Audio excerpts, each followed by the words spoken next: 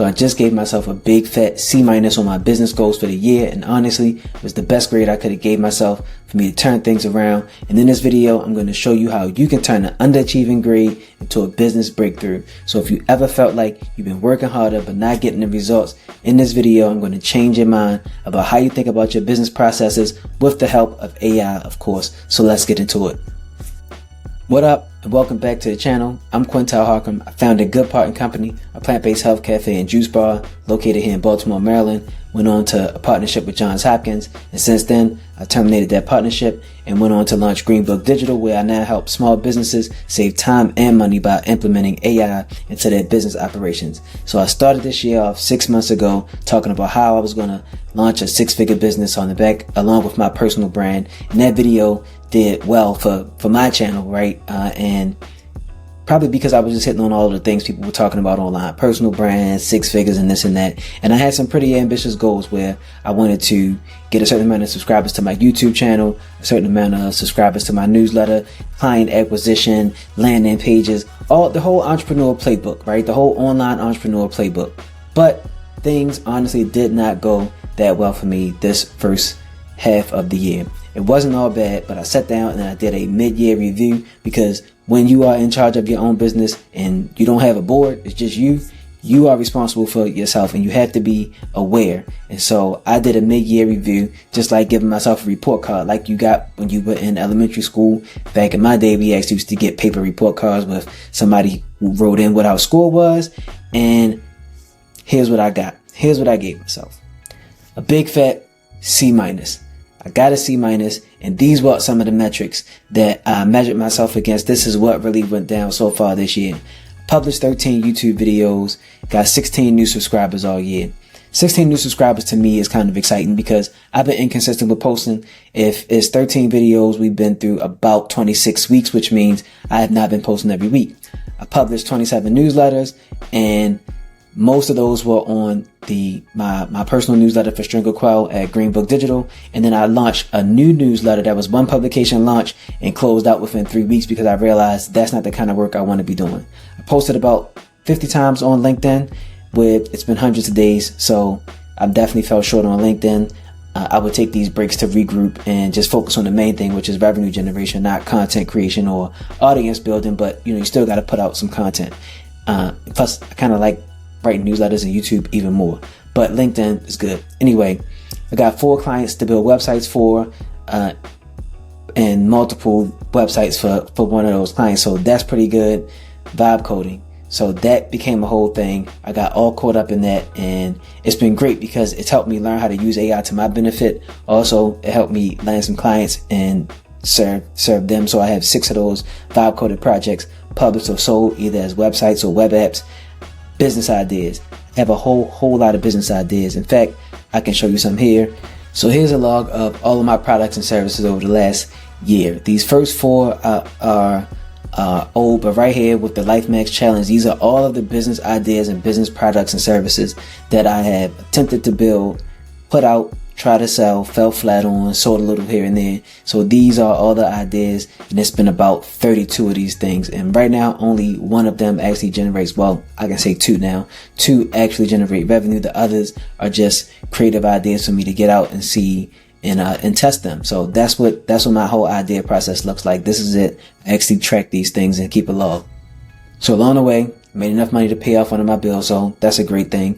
And then my meditation streak, I meditate every day, so 369 days. This goes back to last year. So however many days we had this year, that's how long my streak has been for this year. And that's, I guess, attached to my personal brand because it helps keep me grounded, focused, and managing the ups and downs of building your own business and going back and forth with ideas and clients and so on and so forth. So here's my mid-year momentum framework to help get realigned, get refocused, get back on track so that you can finish the year better than how you started the year and how things went. And why this is really important, why I care about it right now, is because in the summertime, when I had the juice bar, and what I noticed through a lot of other businesses, like this is the slow season. This is a drag for a lot of people because a lot of customers are on vacation. right? Or they're in vacay mode. And a lot of other businesses, kind of the same thing. They're trying to catch up with their family. Kids are out from school, so they're going on vacations, or they're finding things to do for their kids. Whatever, it's a bit slow for a lot of people, but it's a good time, if you have it, to really lock in and figure out what things you can fix and how you can make improvements in your personal life and in your business. And this is a simple framework. It's just 3 questions. So let's get started. So the first thing I started to really think about, and I broke these 3 questions down based on how things were, how I was feeling, and actually how I could translate that into action, because your feelings can't dictate the discipline that you're supposed to have when it comes to building a business. So what things felt like pushing the boulder uphill? Well, for me, it was trying to create content that I thought people would like. So that was kind of tough, where I really had to lock in and just talk about what I actually like and what I actually know. The more you talk about what you know, the easier it is to create content. Another thing that was tough for me, that I felt like I was pushing the boulder uphill, was my biggest and main client most of the year. And then I finally decided that at the end of June that I was going to just terminate that partnership, because I didn't like working with them. That was like pushing the boulder uphill. And that was a big relief for me. It was tough because that's where I got most of my income from, but I knew I couldn't go on to build bigger and better things, the things I really felt like I wanted to put the energy into. Because the second part of this 3-step framework is what felt effortless but impactful. So basically, what looks like work to others and feels like play to you, like Naval Ravikant says. Well, for me, everything that I worked on since closing my juice bar was related to AI. I used AI in my business to do marketing and promotions, and also to build some back-end things as far as spreadsheets and inventory. So I did all that for the juice bar, and I never stopped. Everything I did since then was AI related, whether it be building marketing assets for my clients, building websites, building web apps, general business tips, like everything that I did, content creation. When ImageGen came out, I was using that. I use it here for my thumbnails because I think it's fun, but also I use a lot of AI to do a lot of back-end, highly boring operational things, but incorporating AI in it makes it fun. And then vibe coding came about, and so I started getting into that and creating web apps and just figuring out how to do back-end automations. All of those things are really fun to me. They were really impactful for my business, and then they've been impactful for the client, some of the clients that I've been able to get along the way. So that is what felt most effortless and most impactful for me. Now, number 3 is, what do people actually ask for? So this is tied to the whole concept of Ikigai, where you kind of combine what you're good at, what you like doing, what people are asked for, what people are willing to pay for. I forget all 4 components, but I'll tell you this. If you are proficient at something and people have a problem, and that proficiency solves that problem, you can get paid. It's even better if you like it, but you don't always have to like what you do to get paid, right? But if you can put those together, then you're really on track. But the part that a lot of people miss is the part that people are actually asking for help, the problem that you actually solve. And that is where I was having a lot of issues, because I thought I was helping people do one thing, but people wanted something else from me. So you got to be able to identify what people actually ask for help about, that you can help solve. That's going to get you back aligned. That's going to get you back on track. You may be doing pretty okay in your business, but there may be something, a product or a certain service that people really want more, that's more desirable from your target audience, or from, your customer base, your audience, the people that follow you. You double down on that, and you're going to start to see a lot more success, and you're going to help. It's going to really help you finish the year a lot stronger. That's what I've come to learn so far. Now, let's get into my breakthrough moment, because it wasn't all bad throughout the first 6 months of the year. The last 3 weeks of the year, I really was under some pressure after I dropped that client, and I was like, I gotta figure this out. I gotta start making some money, and I gotta start doing exactly what it is I said I wanted to do, or was no point in me actually dropping that client. So I gotta stay on track and stay on top of the game. So one thing I said, well, what do people actually ask me for? People ask me for a lot of different creative designs, but I also have to think about, what can I actually do? So it's super easy for me to build websites. I did it in a bunch of different platforms, vibe coding them, doing it in Framer, doing it in Squarespace, all that good stuff. So I said, you know what? I'm going to tap into my warm network and just let people know, hey, this is what I'm doing. Half yearly promo, websites. If you know anybody that need it, let me know. So that's the actual text message. This is the landing page that I just whipped up. I didn't make it fancy. I just built it in Notion, sent it out. And I said, I'm only going to do 5. The one is a test, but also just to make it manageable, because a part of the deal was to turn these websites over in a really short amount of time. So 5 clients, I got 3 out of 5 technically 4 because I got a contract for two sites with one person, but 3 clients in 7 days. That's because there was a time constraint that really made me dig in and figure out what I needed to get done. But that's when it really started to click, because somebody texted me and asked me about building AI into their business. Now, I'm always using it. I'm talking about it in my stories. I'm talking about it in my newsletter. So they hit me up and asked me about it. And I was always putting together in the back of my mind, I should be doing a course on this. I should be working on AI somehow to help people with their business. And I couldn't really nail down what to do. But that last 3 weeks, once I terminated that contract with with my client, it helped me start to think more about the services and the value I can add, but not just what I can do, not just the services, but how it can actually be helpful. And I've been getting questions and inquiries about AI here and there, doing this and that. And sometimes it doesn't sound like it's solving the problem. For me, this is just me letting you know how it sounds. When you just talk to people about AI, they don't just want AI. They want a problem solved. Is it going to save me money? Is it going to make me more money? How? Solve the problem. So I was trying to frame things as far as how to solve the problem. But really, I just know that all businesses will benefit from AI. And if you're not using it, you won't have a business. So that's how that's going to go. But somebody hit me up and asked me. At this time, I had already built one of those landing pages and worked through some things and put together some materials. And I was like, yo, this is perfect timing. So I was like, yep, I sent out a feeler to let people know hey, I'm doing this for free. So I trained some other people on it. And now I had a product ready to go. And so I actually booked my first paid AI training client for my AI training workshop. So that was the breakthrough that really helped me figure out what was going on. And that was that came from those 3 questions. Once I figured out the answers to those 3 questions, I knew whatever I was going to be doing, AI needed to be at the forefront, not just me using it to execute, but me letting people know this is what I'm executing on. Do you want to get down with this? You want to know how to do this? Because I'm busy learning about it or using it. And the more I teach it, the more I learn it. And it was just totally beneficial for me, but I can see the relief for other people when they start figuring out they know you just type in some stuff and it spit back some answers, but understanding prompting, understanding context, right? Understanding the image gen, and that you don't need all of these different tools. You can just kind of focus and narrow down on these few things for your business is a big win. And so that really made me feel like I'm back on track, and getting paid makes it feel even better. Now that I got a bit of momentum and I'm fully confident and I prepared materials and I'm going over stuff and I'm practicing every day and I'm back aligned, feeling better, I started putting it out there because I have a particular strategy I prefer to go about landing clients and customers. So I started putting myself out there. I need to be out there speaking about this. 1, the more you teach, the more you learn.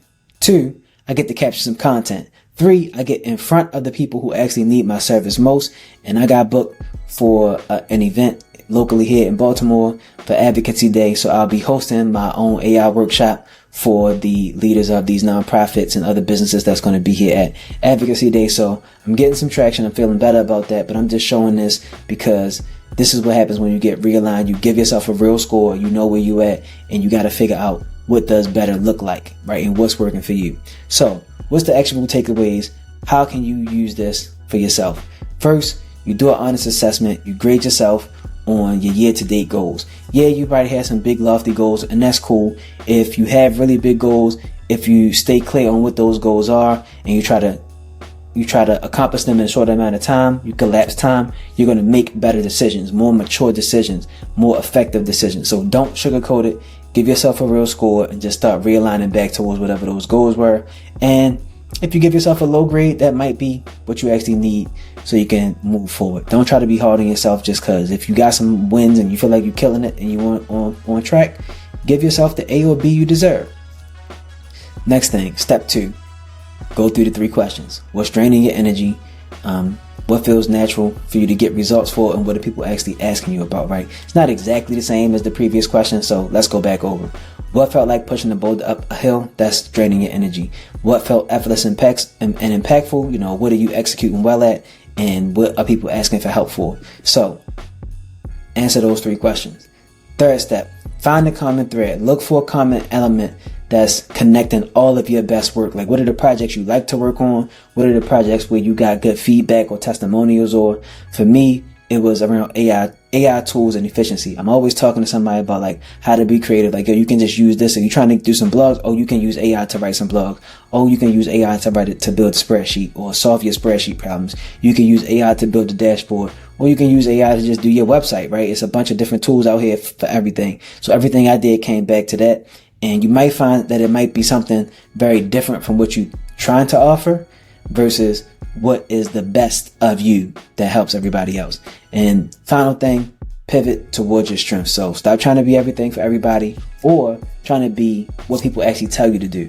So people tell me all the time, like, yo, when you gonna get back in the juice bar game, or you gonna reopen and this and that. Like, I had traction, I had some motion, it was good, but the profit margins in food and beverage suck. The CapEx suck. Like, you gotta have a lot of money up front to get started. I ain't with it. And yeah, I probably could get back in the game and have a good space, but I don't feel like it'd be worth my time. So don't focus on what everybody else is telling you. Don't try to do everything for everybody. This is strictly for me. I need to be working on what I feel like is going to work best for me, that's getting me the best results.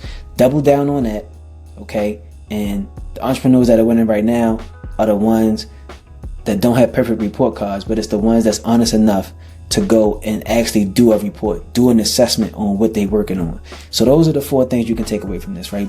Do an honest audit, ask yourself these 3 questions, find a common thread, pivot towards your strengths. And you can use AI for all of those, okay? You can just actually drop them in AI and let it and ask it to ask you back questions, or like you could actually give it the projects you've been working on, or you could give it some of your dashboard input if you follow and track the things in your business and say, hey, what am I short on? What is not connecting? What am I missing? And of course, it's going to give you back a really clean, objective response based on the input that you give it.